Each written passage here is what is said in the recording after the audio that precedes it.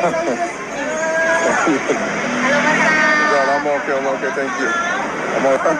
I'm okay. No, all right, thank you. Saudi, huh?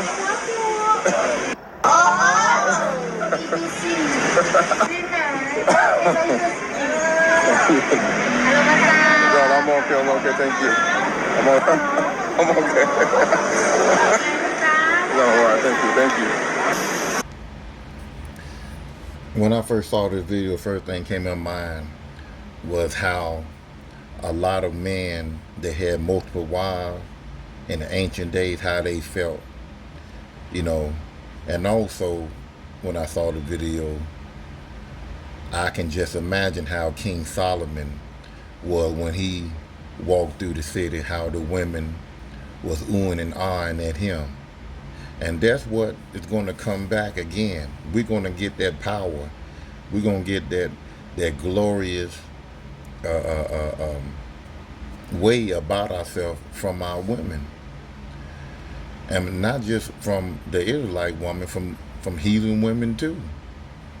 Because the heathen women, they're going to be our concubine. They're going to help with us, and they're going to help with our wives, so that our wife's life can be can be glorious as well. Because they're not going to be working in the kingdom. We're going to put those heathen nation women to work for our wives, and also we're going to have fun with them, if you know what I'm saying, with our wives and with them. And we're going to make babies from them and our wives as well. But we're going to treat our wives, better, because they are Israel. But, when people hear this, they're going to feel that, you being biased to other women, you being a male chauvinist. No, because during the time of King Solomon and other great men, in those ancient days, they was uplifted. They was men of stature. Just like the men be chasing after women today, Esau twist that around. It was the other way around. The women was chasing pretty much after the men. It wasn't a big issue for a woman that, if you told her to go bring her some water, if you told her to bring me some water or wash my feet or whatever, they did it. So even when Rebecca saw Jacob coming, and she was on a camel, she was coming to meet Salakia. It was not Jacob, it was Isaiah and Rebecca, Salakia. When Rebecca saw Isaiah, she talked with the guy that was bringing her forth to meet Isaac. She didn't know who he was at first. She said, "Who is that? Who is that man?" And she got off her camel to went to go, see him. It wasn't him going to her. She came to him. So I'm gonna go to that scripture right quick just to prove what I'm saying. So let's go to let's go to Genesis 24 and 63. It says here, and Isaac went out to meditate in the field at the evening tide, and he lifted up his eyes and saw, and behold, the camels were coming. 64. And Rebekah lifted up her eyes, and when she saw Isaac, she lighted off the camel. She saw a attractive man. She hurried up and got off that camel. 65. For she had said unto the servant, what man is this that walketh in the field to meet us? And the servant had said, it is my master. Therefore she took a veil and covered herself. So, she found this man very attractive. But see, here's the part that that women of ancient days did. You know, when they, let's say, she had her hair hanging, she was washing her hair, or she had her hair down or whatever. And when she saw an attractive man, she got in order. She covered up. Today's women, they want to expose everything to get a man. They want to show off their chest, show off all their legs, all the way up to the thigh. Wear tight pants. Walk around on the beach with G-strings on and stuff like that to attract a man. Rebecca, she was a righteous woman. She was what you call a Proverb 31 woman. She covered up. She got in order. Women back then, they were the Genesis 3:16 type woman. Let's go to that.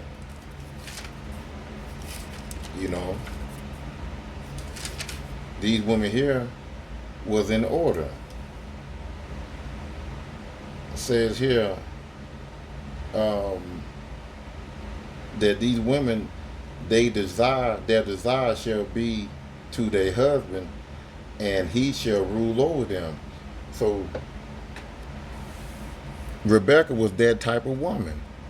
Her desire was her husband, and her husband ruled over her, and she obeyed her husband, So women today, y'all don't have it the way the woman of old had it. Now don't get me wrong, there's some women of old was, argumentative and acting kind of silly and crazy, yeah. But most women of that time, they was in order. So this man right here, he just got a taste of what a lot of ancient men experienced. When you had women of other nations, coming after you,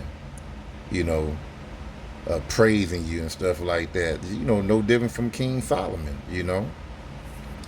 One more scripture, and I'm going to end it.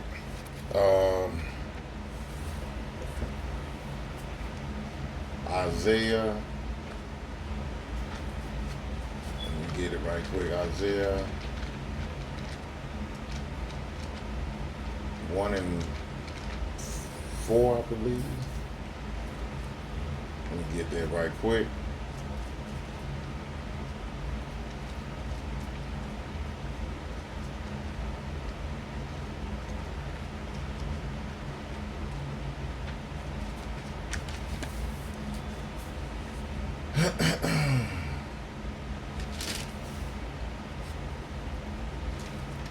This will be my last scripture. Isaiah 4:1. And this day is getting near. It is truly getting there, especially when everything go dry. Because right now we are in the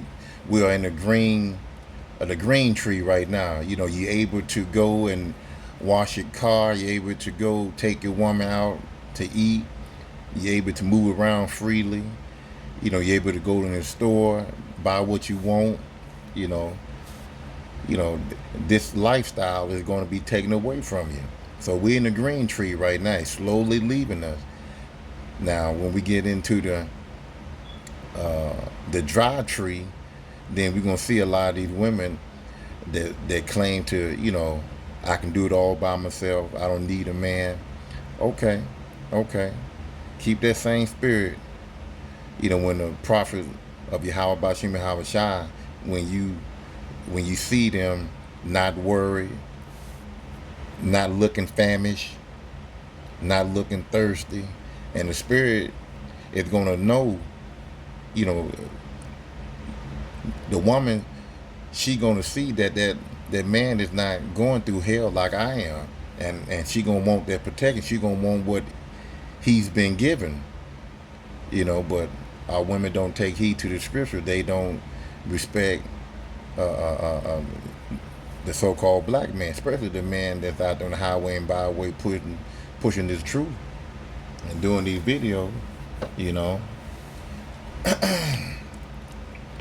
Isaiah 4:1.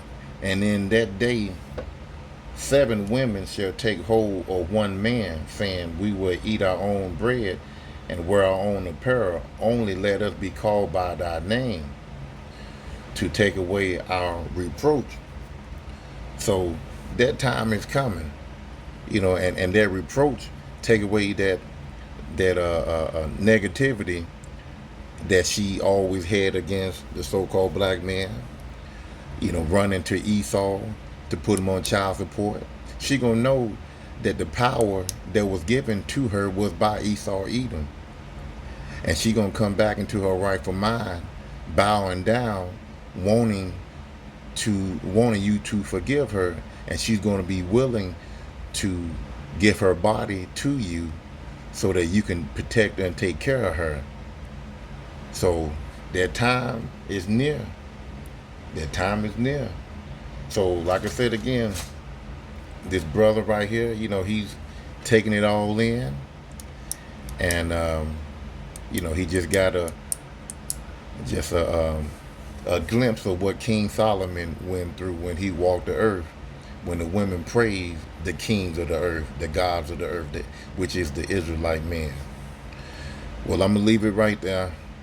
See you on next lesson. Shalom.